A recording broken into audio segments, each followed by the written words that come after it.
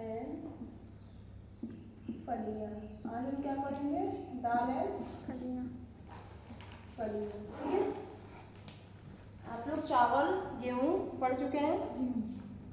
मक्का पढ़ना था, पढ़ के आए थे? पढ़ा था मक्का? अभी देखते हैं, ठीक है। देखिए, दाल एंड फलियाँ लिख लिया। ये हमें किससे प्राप्त होता है? पौधे के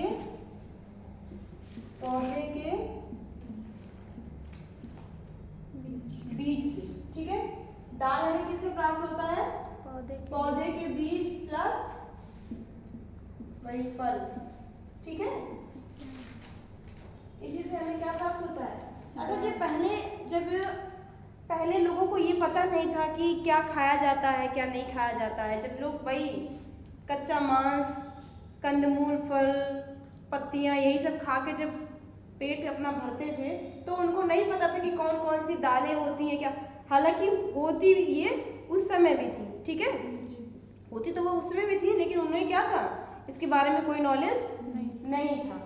इसलिए इनमें किसकी प्रधानता होती है? अगर बात हम करते हैं दाल की, तो जब भी दाल की बात आए तो उसमें कौन से पोषक तत्व की प्रधानता सबसे ज्यादा होती है? प्रोटीन। हाँ, इसमें किसकी अधिकता होती है? प्रोटीन। इसमें जो है प्रोटीन की अधिकता होती है।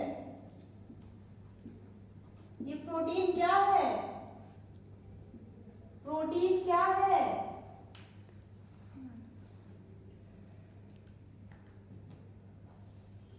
प्रोटीन क्या है, कोई बताएगा? प्रोटीन पोषक तत्व है, ठीक है। प्रोटीन पोषक तत्व ही तो है। जी मैम। अब लिखिए खाद्य दलील। क्या लिखेंगे आप? खाद्य दलील, ठीक है। ये कितने होते हैं? 2। कितने होते हैं? 2। पहला आपका कौन सा होता है?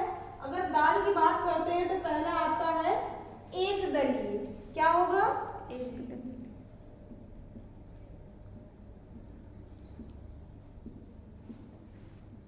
एक दलील। और दूसरा आपका होगा 2 दलील, ठीक है। चाहे 2 दलील लिख लीजिए। दूसरा आपका क्या होगा? 2 दलील, ठीक है। एक दलील में क्या होता है? अंकुरण एक होता है। हम जब एक दलील की बात करते हैं तो क्या होगा? अंकुर एक। अंकुरण एक होगा, ठीक है। और अगर हम बात किसकी करते हैं? 2 दलील की, तो दोनों दालों में क्या होगा? अंकुरण होगा। किसमें? 2 दलील। अंकुरण का जो प्रोसेस है,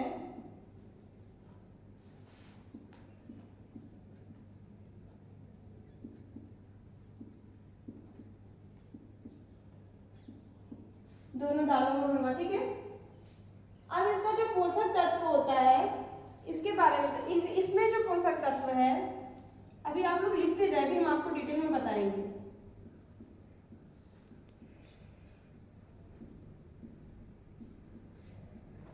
पोषक तत्व जो है इसमें, इसका प्रोसेस यह है, इसमें CHO की प्रधानता होती है। किसकी? CHO क्या होता है? जो आपका एक दलीय है उसमें किसकी प्रधानता होती है? CHO। इसको क्या बोलते हैं? हाँ, पूरा बोलो। Carbohydrate, oxygen, hydro, CHO। Carbohydrate जानते हो ना? जी। अनाज में सबसे ज्यादा किसकी प्रधानता होती है? प्रोटीन।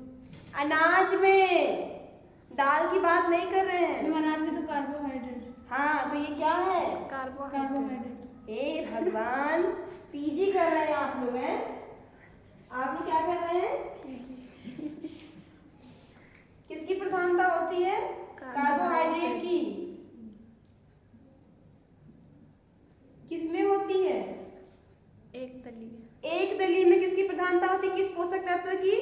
कार्बोहाइड्रेट। कार्बोहाइड्रेट की, ठीक है। और आप क्या बोल रही थी? कार्बन डाई वो क्या है? यहाँ पोषक तत्व की बात हो रही थी ना, और आप क्या बता रही थी? गैस बता रही है?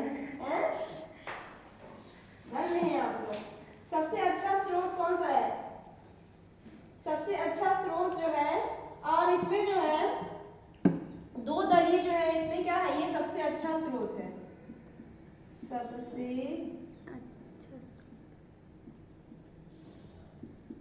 अच्छा स्रोत है। किसका? ये आपका कार्बोहाइड्रेट का सबसे अच्छा स्रोत है। कौन? एक दलीय, और ये जो दो दलीय है, ये सबसे अच्छा स्रोत किसका है? किस पोषक तत्व का सबसे अच्छा स्रोत है? हाँ? बताइए भाई। प्रोटीन, ठीक है। जो द्विदलीय होते हैं उनमें किसकी प्रधानता होती है? प्रोटीन की। और जो एक दलीय होते हैं उसमें किसकी प्रधानता होती है? कार्बोहाइड्रेट है तो ये दोनों अनाज ही ना, जी। अनाज में, ये तो अनाज की श्रेणी में ही आएंगे, लेकिन हमें ये भी तो देखना है किसमें कौन से पोषक तत्व की प्रधानता ज्यादा है और किसमें कम है, ठीक है। हम गेहूं खाते हैं ना, गेहूं तो पढ़ा था आप लोगों ने। गेहूं में हम गेहूं को कूट के, यानी गेहूं का जो दलिया है उसको खाते हैं, उसमें हमें कितना पोषक तत्व मिलता है। और गेहूं को बिल्कुल बारीक महीन पिसवा के, यानी मैदा बनवा के खाते हैं, उसमें कितना पोषक तत्व मिलता है। खा तो हम गेहूं ही रहे हैं ना, लेकिन प्रोसेस क्या है? अलग अलग है ना। तो इसलिए ये है तो दोनों दाल ही, लेकिन इसमें प्रोसेस क्या है? अलग अलग है, ठीक है। लिखिए। अच्छा, जो एक दलीय है इसके अंतर्गत कौन कौन सी आती है?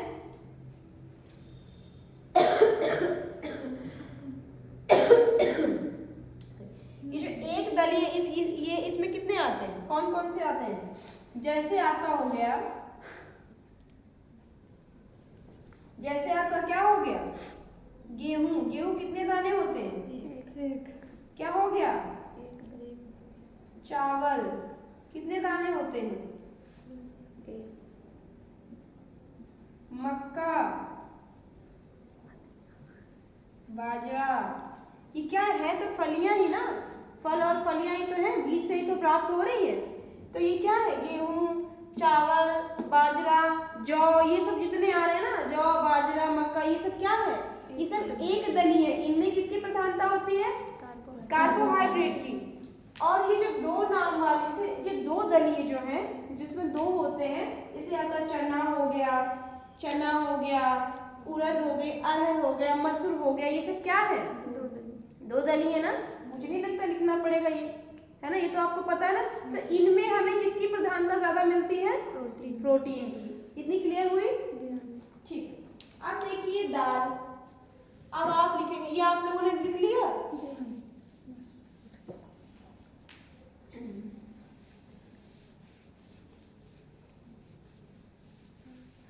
अब हम बात करते हैं दाल, जो हम अपने घर में बनाते हैं, उसका क्या प्रोसेस रहता है। दाल, ठीक है। दाल कैसी होती है? आप मसूर लिखते होंगे, जब सामान लिखते होंगे तो मसूर में, मसूर की दाल के लिए जब सामान आप लिखते होंगे तो उसमें आपने कभी ये लिखा है? मसूर की दाल, साबुत मसूर, साबुत मलका, मलका दाल बोलते हैं ना। वो जो मसूर होती है, एक तो ऑरेंज कलर की होती है जिसका छिक्कर हटा दिया गया होता है, ठीक है। तो वो कैसी होती है? टूटी हुई हो गई, ठीक है, उसका छिक्कर हट गया। और अगर हम बात करते हैं साबुत दाल की, तो जैसे मसूर है, जो बड़े वाले मसूर आते हैं जिसको हम मलका बोलते हैं, मुझे बहुत पसंद है वो वाली दाल। तो वो क्या होता है? वो साबुत वैसे ही बनाई जाती है, उसको क्या उसको तोड़ा वोड़ा नहीं जाता है, ठीक। तो उसमें हम दाल की बात करेंगे जब, तो पहला आपका हो गया साबुत यानी खड़ा दाल, ठीक है।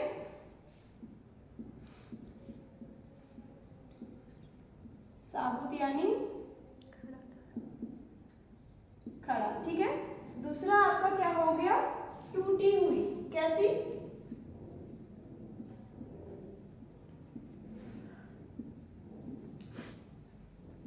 दूसरा क्या हो गया? टूटी हुई। टूटी हुई क्यों? क्योंकि उसको जब वो उसका छिक्कर हटवाते हैं तो वो क्या हो जाता है? दो भागों में, क्योंकि द्विदलीय है ना, तो ये अलग अलग भागों में क्या हो जाती है? डिवाइड हो जाती है, ठीक। अब देखिए साबुत जो खड़ा है उसका हम जो बनाते हैं तो कौन कौन से दाल उसमें आते हैं? जैसे साबुत ही हम बनाते हैं अधिकतर। साबुत हम क्या बनाते हैं? क्या हम चना साबुत नहीं बनाते हैं? बनाते हैं। बनाते हैं ना? जी। क्या हम मलका साबुत नहीं बनाते हैं? बनाते हैं। क्या हम राजमा साबुत नहीं बनाते हैं? बनाते हैं। तो ये आपका क्या हो गया है? तो ये द्विदलीय ही ना, लेकिन हम क्या कर रहे हैं? इनको साबुत बना ले रहे हैं। ठीक है, अब आपकी टूटी हुई हो गई अरहर मसूर। जुकाम से दिमाग खराब है। आपकी क्या हो गई? अरहर हो गया,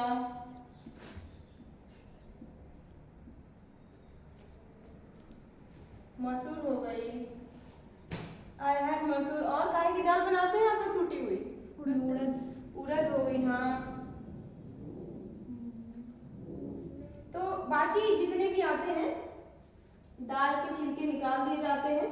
ठीक है, दाल के छिलके निकलने पर क्या होता है? उसमें से विटामिन कौन सा नष्ट होता है? दाल के छिलके, नोट करके लिखिए, दाल के छिलके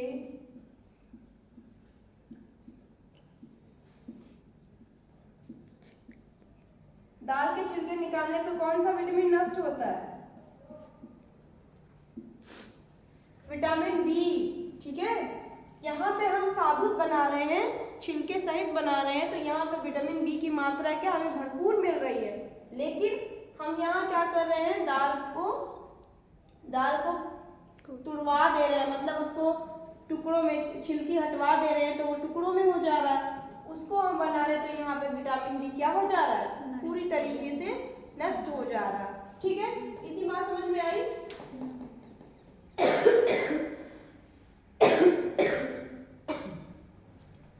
नोट कर लिया आप लोगों ने?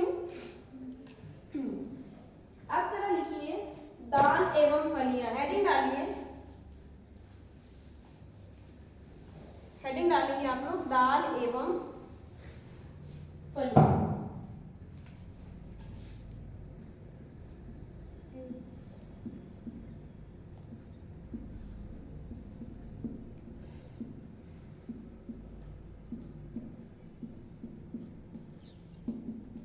दाल एवं फलियां, इसके बारे में थोड़ा सा लिखेंगे आप लोग। देखिए, दाल पौधे के खाने योग्य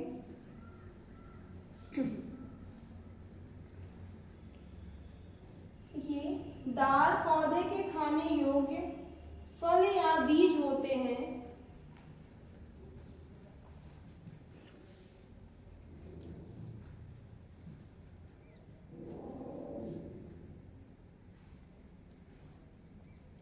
लिखा?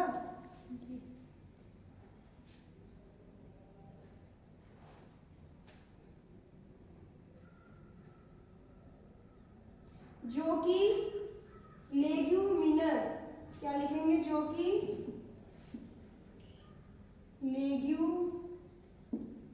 लेग्यूमिनस फैमिली, जो कि किसके होते हैं? लेग्यूमिनस फैमिली के होते हैं। इसके बारे में बताएंगे हम आपको, लेग्यूमिनस फैमिली क्या होती है। लेग्यूमिनस फैमिली के होते हैं। लिखा? ठीक है, दालें प्रोटीन का अच्छा स्रोत होती हैं। दालें क्या होती हैं? प्रोटीन का अच्छा स्रोत होती हैं।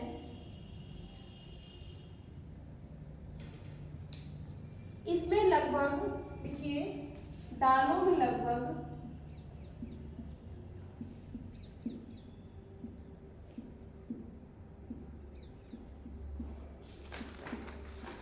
20 से 25%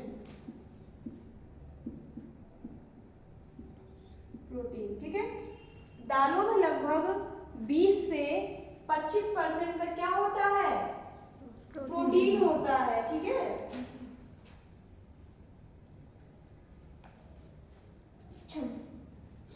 लिख लिया इतना?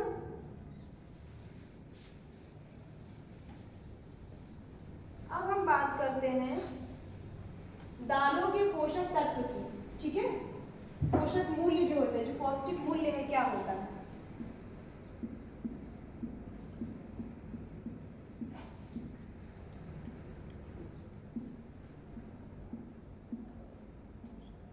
दालों का जो पौष्टिक मूल्य है वो क्या होता है और कितना होता है। तो अभी अभी मैंने आप लोगों को बताया था प्रोटीन कितना होता है, 20 से 30।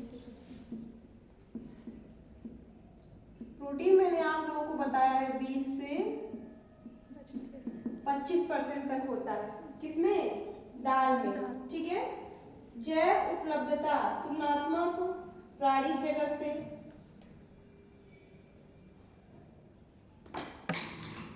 लिखा, लिखिए जैव उपलब्धता तुलना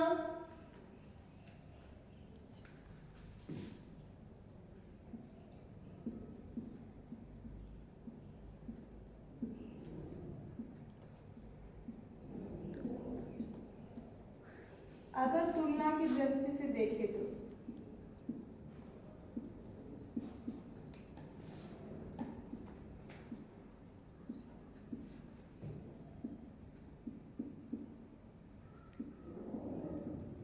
प्राणी जगत से देखें तो, ठीक है। देखिए पूर्ण प्रोटीन श्रेणी में नहीं है, इसको क्या बोलेंगे, ये दाल है किस श्रेणी में नहीं है, पूर्ण प्रोटीन की श्रेणी में नहीं है।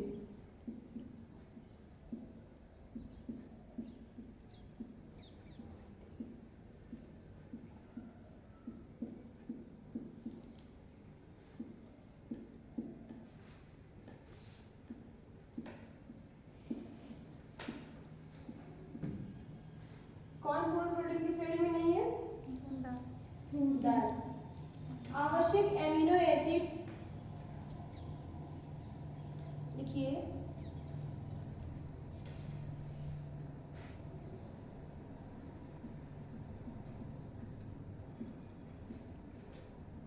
आवश्यक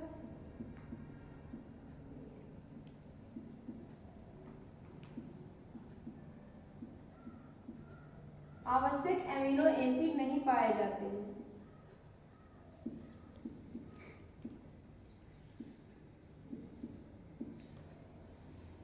ठीक है। आवश्यक एमिनो एसिड नहीं पाए जाते, कौन कौन से नहीं पाए, इसमें 3 आवश्यक एमिनो एसिड नहीं पाए जाते हैं, कितने आवश्यक एमिनो एसिड, 3 नहीं पाए जाते हैं। तो कौन कौन से, तो आपका एक हो गया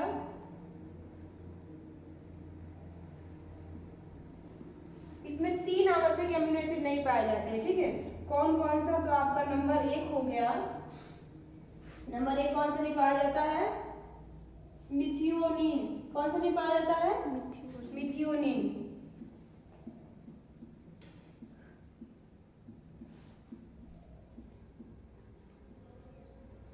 मिथियोनिन। दूसरा आपका हो गया, पहला आपका मिथि, तीसरा आ गया थ्रियोनिन, थ्रियोनिन क्या हो गया, थ्रियोनिन। तीसरा हो गया आपका, ये मैंने आपको पहले भी बताया था, नोट भी करवाया था।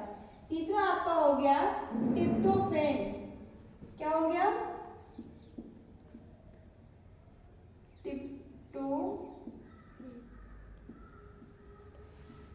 ट्रिप्टोफैन, ठीक है, लिख लिया। आवश्यक एमिनो एसिड होते हैं, ये जो है ना, ये तीनों क्या होते हैं, ये आवश्यक एमिनो एसिड होते हैं, लेकिन ये क्या होते हैं, इसमें ये नहीं पाए जाते हैं, ये तीनों ही क्या होते हैं, नहीं पाए जाते हैं। किसमें नहीं पाए जाते हैं, दाल में। आप लिखिए लाइसिन, अगली लाइन से लिखिए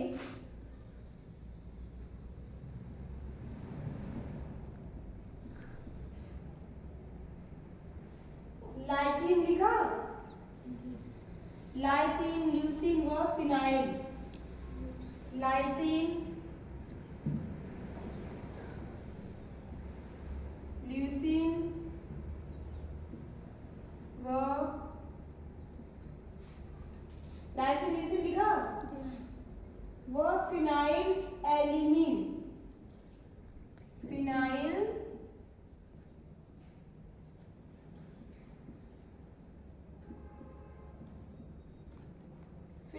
एलिमेंट पर्याप्त मात्रा में होता है। क्या होता है? पर्याप्त मात्रा में।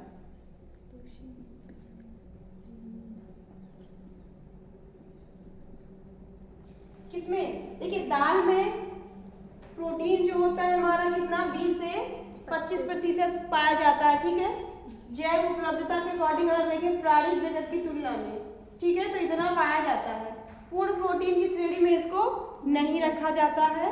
इसमें एमिनो एसिड तो पाए जाते हैं, ठीक है, लेकिन 3 जो आवश्यक एमिनो एसिड होते हैं वो नहीं पाए जाते हैं। वो कौन कौन से हैं? मिथियोनिन, थ्रियोनिन और ट्रिप्टोफैन, ठीक है, ये 3 नहीं पाए जाते हैं। क्या पाया जाता है? लाइसिन, ल्यूसीन व फिनाइल एलिमिन, ये पर्याप्त मात्रा में होता है। किसमें होता है? दालों में। इसको आप लोगों ने नोट कर दिया? हाँ जी। ये दाल में गेहूं का 2 गुना प्रोटीन पाया जाता है। ये हम साफ कर दे रहे, ठीक है, लिख लिया ना? दाल में गेहूं का कितना गुना प्रोटीन पाया जाता है?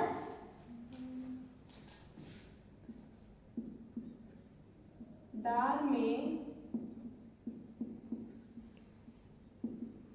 गेहूं का 2 गुना प्रोटीन होता है, ठीक है।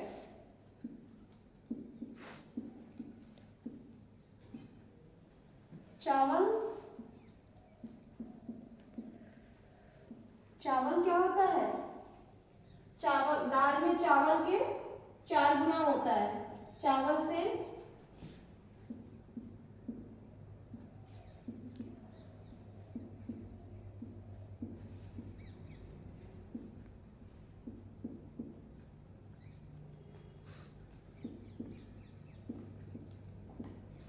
चावल से 4 गुना अधिक, ठीक है, लिखा। दूध से 7 गुना ज्यादा प्रोटीन। सोचो आप, लोग दूध पे वो होते हैं ना, लेकिन प्रोटीन अगर दाल के अकॉर्डिंग देखें तो गेहूं का जो है 2 गुना प्रोटीन ज्यादा होता है। जैसे गेहूं में जितना होता है उसका दुगना प्रोटीन किसमें होता है? दाल में होता है। और चावल से 4 गुना प्रोटीन दाल में होता है ज्यादा, और दूध से 7 गुना, ठीक है, देख लो आप लोग।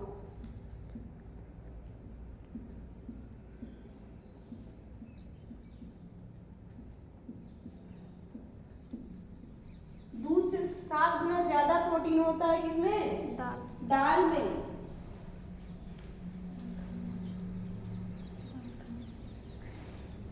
और लाइसिन व थ्रियोनिन सिर्फ किसमें पाए जाते हैं? लाइसिन और थ्रियोनिन, ये क्या है? लाइसिन और थ्रियोनिन क्या है? Amino acid. एमिनो एसिड है ना, ये सिर्फ मूंगफली में पाए जाते हैं, ठीक है। इतना लिखा आपने? समझ में आया? अब लिखिए कार्बोज। बात हम किसकी करें? कार्बोज की, कि दाल में कार्बोहाइड्रेट यानी कार्बोज कितना मिलता है। और किसकी बात करते हैं? CHO की, ठीक है। इसको हम क्या बोलते हैं? प्रांजलि, कार्बोहाइड्रेट। क्या बोलते हैं इसको? कार्बोज या कार्बोहाइड्रेट? कार्बोज कार्बोहाइड्रेट एक ही होता है, ठीक है। मतलब हाँ, और कार्बन डाइऑक्साइड जो है वो अलग होता है। वो मैं समझ में आया? हाँ, लिखिए 55 से 60% स्टार्च घुलनशील शक्कर रेशा। कितना? 55 से 60% स्टार्च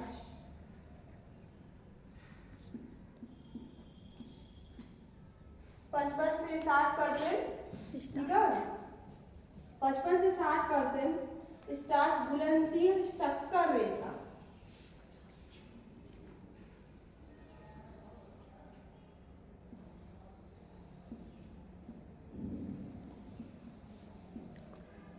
घुलनशील शक्कर रेशा, ठीक है। इसमें कितना पाया जाता है? दाल में 55 से 60% ऐसा स्टार्च पाया जिसमें शक्कर की प्रधानता कितनी होती है? हाँ, ठीक है, इसमें पाया जाता है। आगे लिखिए आप, दालों में कार्बोहाइड्रेट की सर्वाधिक मात्रा स्टार्च के रूप में पाई जाती है। किसके रूप में पाई जाती है? दालों में कार्बोहाइड्रेट की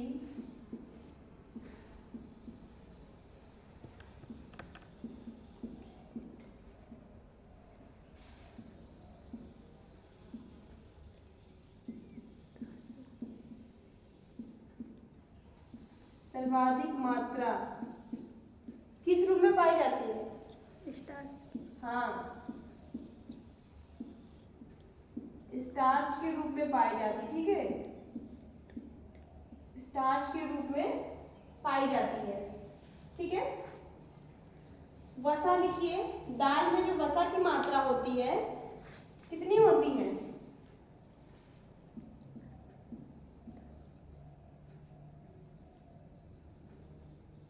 दाल में वसा की मात्रा कितनी होती है?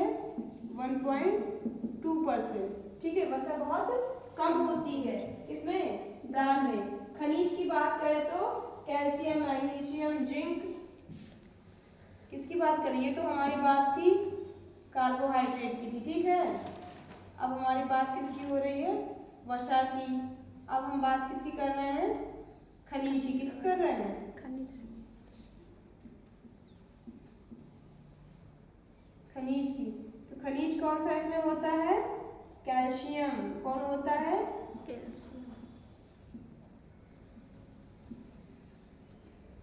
कैल्शियम,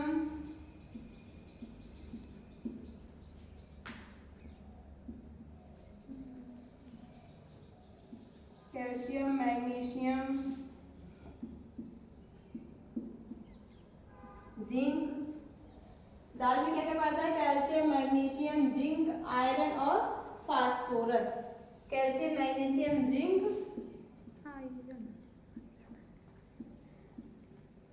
आयरन और फास्फोरस।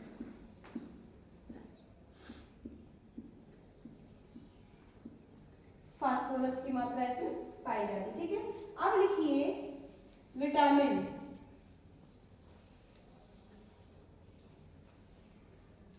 किसकी बात करेंगे? विटामिन।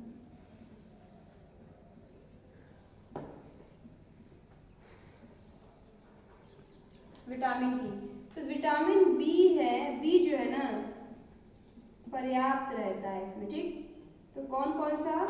विटामिन B1, B2 और B3 पाई जाती है, ठीक है।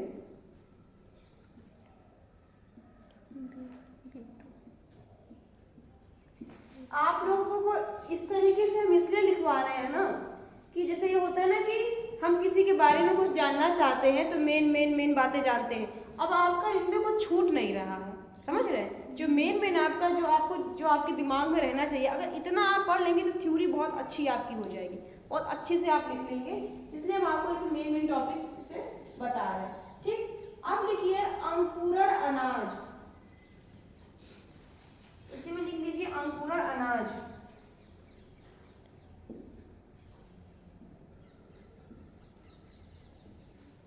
अंकुरण। बात अगर हम अंकुरण अनाज की करते हैं तो इसमें बी विटामिन की मात्रा, विटामिन,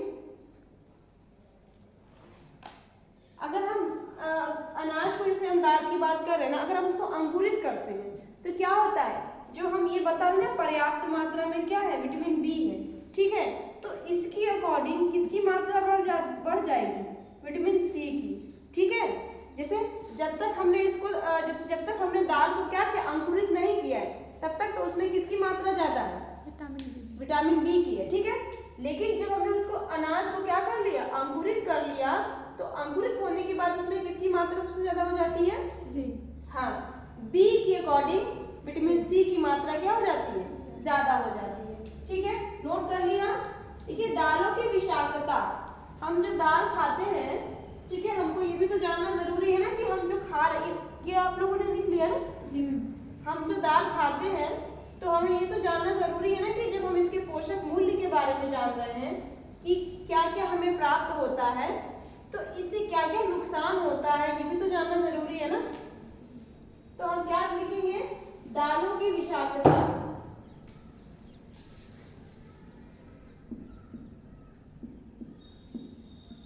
दालों की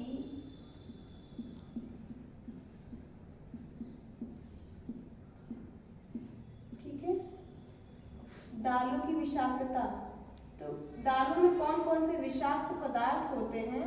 तो सबसे पहले क्या होता है, जो हम अपने घर में दाल बनाते हैं और हम ये काम करते हैं, ट्रिप्सिन एंजाइम।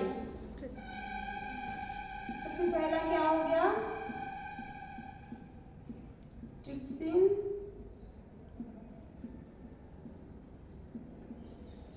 एंजाइम। ठीक है, ट्रिप्सिन एंजाइम ये क्या है, ये एक विषाक्त पदार्थ है दाल में। ठीक है, इनहिबिटर्स। दूसरा क्या है आपका,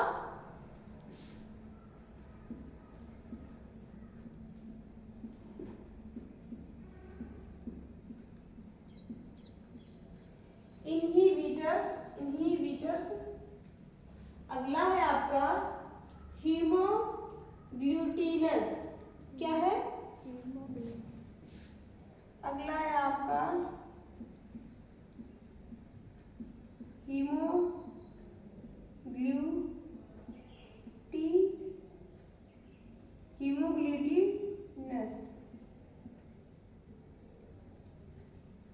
अच्छा, अब ये करते क्या है, ठीक है, हीमोग्लूटिनस है, ग्लूटिनस है। ठीक है, ये करते क्या है, पेट में पाचन पदार्थ को पचने नहीं देते हैं। किसको, ये जो एंजाइम है ना, ये जो विषाक्त एंजाइम है, ये क्या काम करते हैं, ये जो पेट में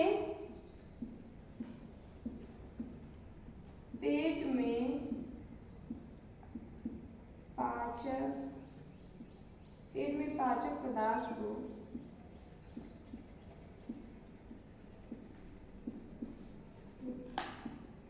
पचने नहीं देते हैं। कौन, जो दाल में है, ट्रिप्सिन एंजाइम, इनहिबिटर्स और ग्लूटिनस जो है, ये सब क्या करते हैं, ये पेट में पचने नहीं देते हैं। ठीक है,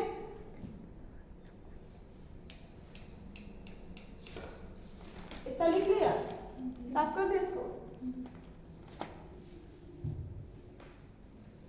अगर आ जाए कि दालों में कौन कौन से विषाक्त पदार्थ आते हैं, तो आप क्या बताओ?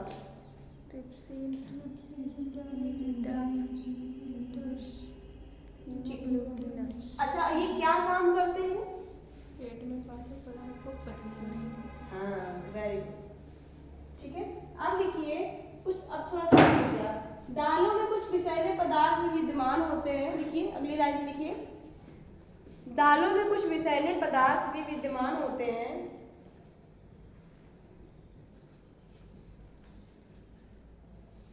जिन्हें पहले क्या करना चाहिए, जिन्हें पहले मुक्त करना चाहिए।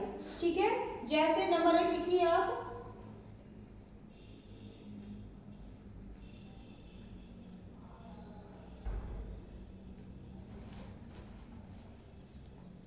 जैसे ट्रिप्सिन एंजाइम है ना, ट्रिप्सिन एंजाइम, इनहिबिटर एंजाइम, ऐसे लिख लीजिए, ट्रिप्सिन एंजाइम, इनहिबिटर एंजाइम,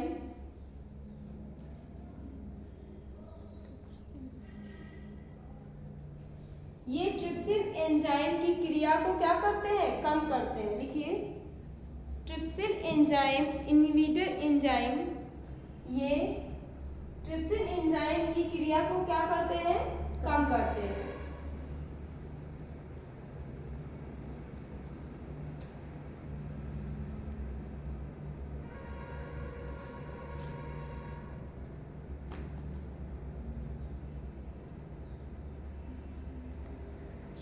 अब क्या लिखा था आप लोगों ने, हीमोग्लूटिनस है,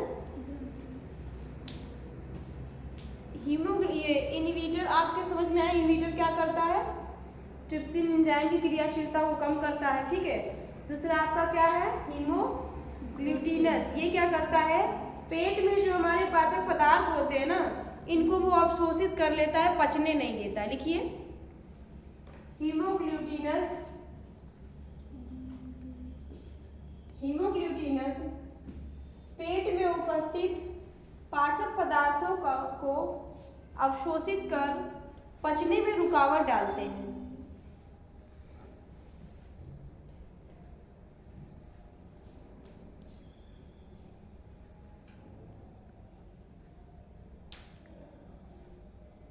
पदार्थों।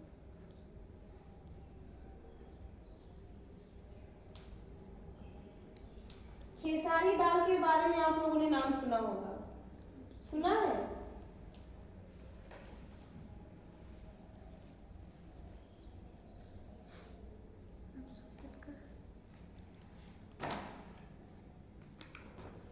एक आप ये नाम लिखिए, बीएन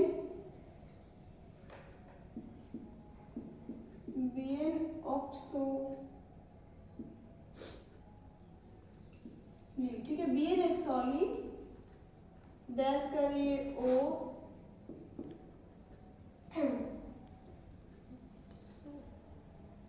डेमिनो एसिड, बीएन ऑक्सोली ओ डेमिनो एसिड, क्या है? खेसारी दाल का विष होता है। क्या होता है? खेसारी दाल का विष होता है।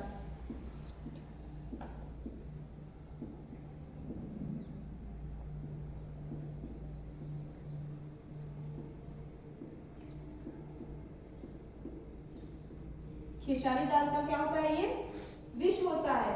इसी के कारण, किसके कारण? बीएन ऑक्सोली और डेमिनो, इनके कारण क्या होता है? लेथरिज्म रोग हो जाता है। कौन सा रोग होता है? लेथरिज्म हो जाता है। आप लोगों ने बहुत सुना होगा इस बीमारी के बारे में, लेथरिज्म हो जाता है, ठीक है। किसके कारण? अगर हम खेसारी दाल का सेवन करते हैं तो हमें कौन सा रोग हो जाता है? लेथरिज्म हो जाता है, ठीक है। लिखिए, लिखिए नंबर 4 लिखिए, कच्ची बीन्स, कच्ची बीन्स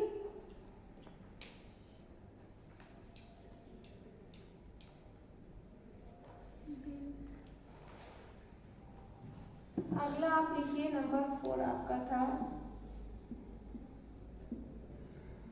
कच्ची बीन्स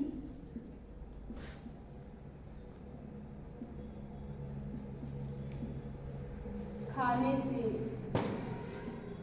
कच्ची बीन्स खाने से कौन सा रोग हो जाता है? फैबिज्म।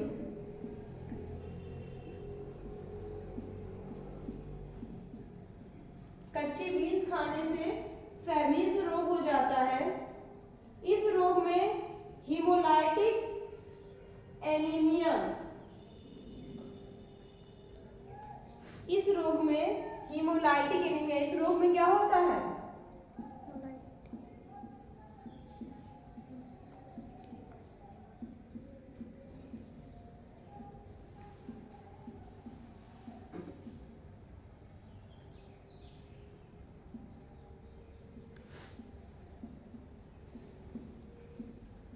हीमोलाइटिक एनीमिया, हीमोलाइटिक एनीमिया, इस रोग से क्या होता है? हीमोलाइटिक एनीमिया, हीमोग्लोबिन यूरिया व पीलिया, हीमोलाइटिक एनीमिया, हीमोग्लोबिन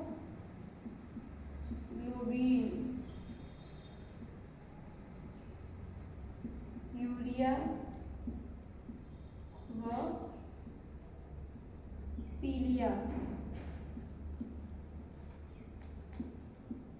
रोग, ठीक है। किसके सेवन से? कौन से रोग में ये हो जाता है? कच्चे बीन्स खाने से। कच्चा बीन्स खाने से फेविज्म नामक रोग होता है। फेविज्म जब रोग होता है तो क्या होता है? तो हीमोलाइटिक एनीमिया हो जाता है, हीमोग्लोबिन यूरिया व पीलिया हो जाता है, ठीक है। नोट किया आपने? ठीक है। दालों में विषैला,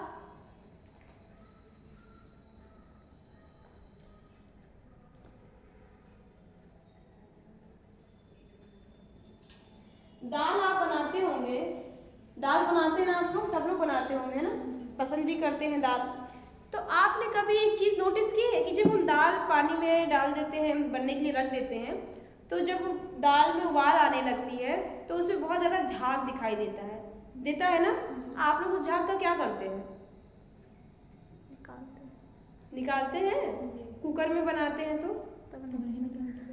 और आजकल हम लोग किस चीज़ का यूज़ करते हैं? कुकर। कुकर का ही करें ना। मम्मी लोग पहले जो बनाया करती थी, दादी लोग बनाती थी, तो वो क्या करती थी? चूल्हे पे जब दाल बनाती थी भगोने में, तो वो सब क्या करती थी, वो दाल के ऊपर जब झाग आता तो करछली से उसको क्या करती थी, निकाल के साइड में उसको फेंक देती थी, उसको नहीं उसमें रहने देती। हम लोग क्या करते हैं, कुकर में पानी वानी दाल हल्दी नमक सब डाल दिया, बंद कर दिया, लगा दिया सीटी। हम ये क्या कर रहे हैं? बहुत ज़्यादा गलत कर रहे हैं। अपने परिवार के साथ, अपने साथ, हेल्थ के साथ बहुत ज़्यादा गलत कर रहे हैं। इसमें जो झाग बनता है ना, ये एक विष होता है, इसको सेपोनिन बोलते हैं। क्या बोलते हैं? सेपोनिन बोलते हैं। लिखिए, थोड़ा सा इसके बारे में लिख लीजिए। लिखिए, दालों में विषैला झाग सेपोनिन के कारण होता है। किसके कारण होता है?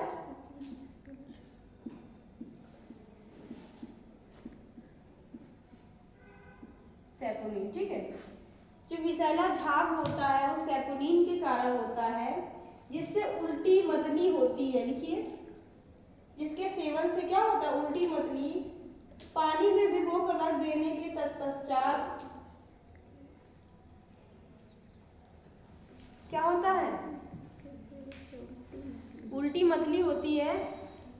परंतु जब हम इस दाल को क्या करते हैं, पानी में भिगो के रख देते, जैसे हमने दाल धुल लिया, रख दिया कुछ समय के लिए, उसके बाद फिर हम इसको बना रहे हैं, तो वो जो इसमें विषैला पदार्थ था वो क्या हो जाता है? निष्क्रिय हो जाता है। ठीक है, भिगो के रख देने पे क्या होता है? ये निष्क्रिय हो जाता है। ठीक,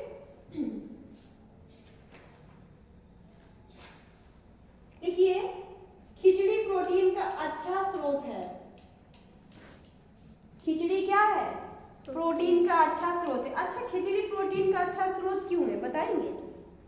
बताइए, इसका क्या रीजन है? मैम उसमें डालते हैं।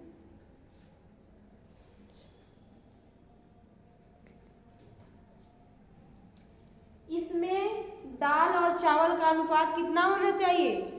1:3 होना चाहिए। ठीक है, लिखिए, खिचड़ी प्रोटीन का अच्छा स्रोत है। इसमें चावल और दाल का अनुपात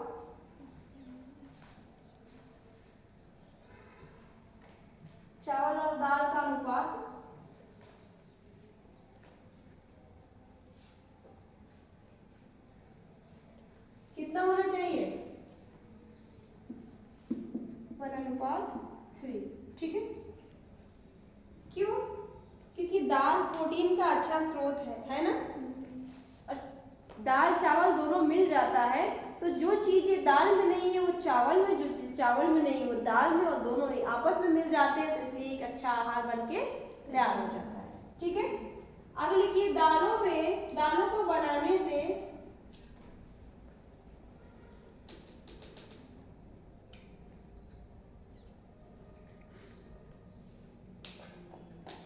दालों को बनाने से 6 से 8 घंटे पहले 6 से 8 घंटे पहले क्या करें? भिगो के रख दें। दालों को बनाने के 6 से 8 घंटे पहले भिगो के रख दें।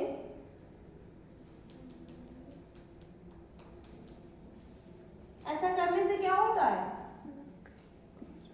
फाइटिक अम्ल जो है,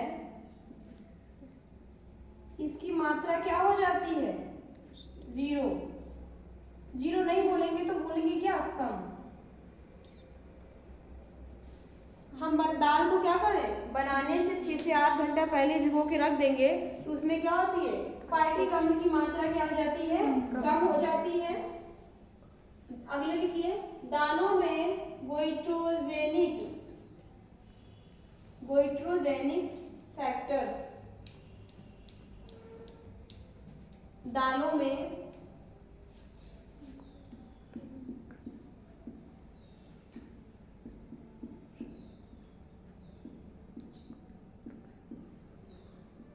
गोइट्रोजेनिक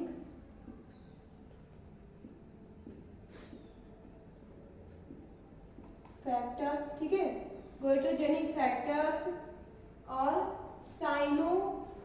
साइनोजेटिक लिखिए, ये लिखा, आप लिख लीजिए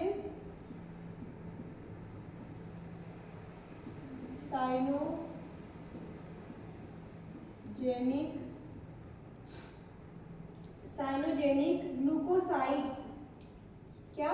साइनोजेनिक ग्लूकोसाइड्स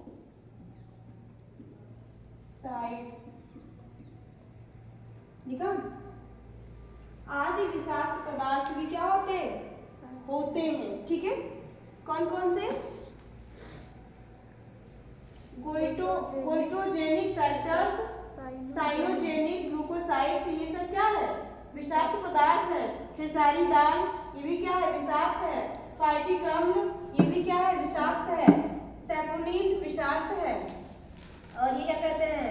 पैलिस्म रोग जो हो रहा है, ये भी हीमोलाइटिक एनीमिया, हीमोविल, यूरिया पीलिया, ये सब क्या है?